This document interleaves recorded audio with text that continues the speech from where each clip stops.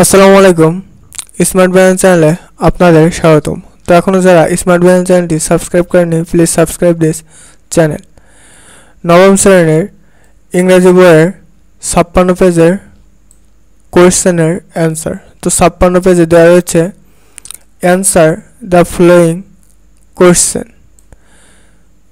So এখানে এ নম্বর প্রশ্নে দেওয়া রয়েছে what specific words or phrase did the author use to describe the character of Mr. Collins? So এটির answer হবে the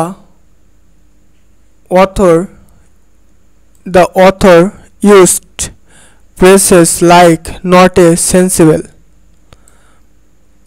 man, deficiency of nature and illiteracy and miserly father to paint a negative picture of Mr. Collins. লেখক mister কোলিন্সের নেতিবাচক চিত্র আঁকার জন্য বুদ্ধিদীপ্ত মানুষ নন, সক্ষমতার ঘাটতি এবং নিরক্ষর এবং কৃপণ পিতা এ ধরনের শব্দগুচ্ছ ব্যবহার করেছেন। সো এরপরে বি নম্বর কোয়েশ্চেন দেওয়া রয়েছে how did the author use those words or phrases to describe Mr. Collins' character?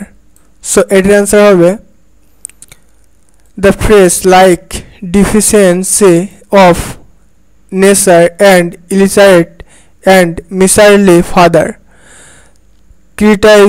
criticizes his upbringing and education. It's clear the author does not think highly of him.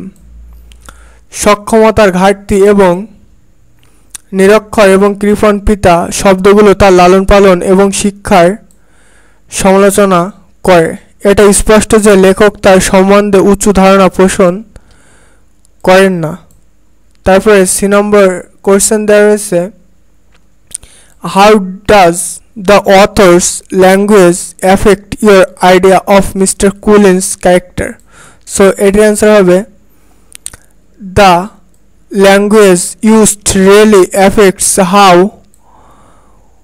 we see Mr. Collins. It creates a strongly negative image emphasizing his lack of sensibility and humility. Mister কলিন্সকে আমরা কিভাবে দেখি এতে ব্যবহৃত ভাষা আসলে তাকে প্রভাবিত করে। এটি তার সংবেদনশীলতা এবং নম্রতার অভাবের ওপর গুরুত্ব আরোপ করে তার একটি শক্তিশালী নেতিবাচক চিত্র তৈরি করে। সো এরপর ডি নম্বরে দেওয়া রয়েছে what emotions did you experience while reading the text? Was it positive, negative, neutral or sarcastic? So এটির answer হবে definitely sarcastic. The author's tone is sarcastic and mocking and making it hard to feel positively about Mr. Collins. অবশ্যই ব্যঙ্গাত্মক লেখকের tone ব্যঙ্গাত্মক এবং উপহাসকারী যা mister Collins সম্পর্কে ইতিবাচকভাবে অনুভব করাটা কঠিন করে তোলে। সো এরপরে ই নম্বরে প্রশ্ন দেওয়া রয়েছে did the tone of the text change at any point? If yes describe it. So এটির অ্যান্সার হবে it remained mostly mocking but there's a subtle layer of amusement. It's like the author finds Mr. Collins amusing in his flaws. এটা প্রধানত উপহাস হিসেবে রয়ে গেছে, কিন্তু এতেও বিনোদনের একটি সূক্ষ্ম স্তর রয়েছে। এটা যেমন সে লেখক মিস্টার কলিন্সের ত্রুটিগুলোর মাঝে তাকে বিনোদনমূলক হিসেবে খুঁজে পেয়েছেন। তো এই ছিল 56 পেজের কোয়েশ্চেনের অ্যান্সার। তো এখনও যারা স্মার্ট ব্যালেন্স চ্যানেলটি সাবস্ক্রাইব করেননি প্লিজ সাবস্ক্রাইব দিস চ্যানেল।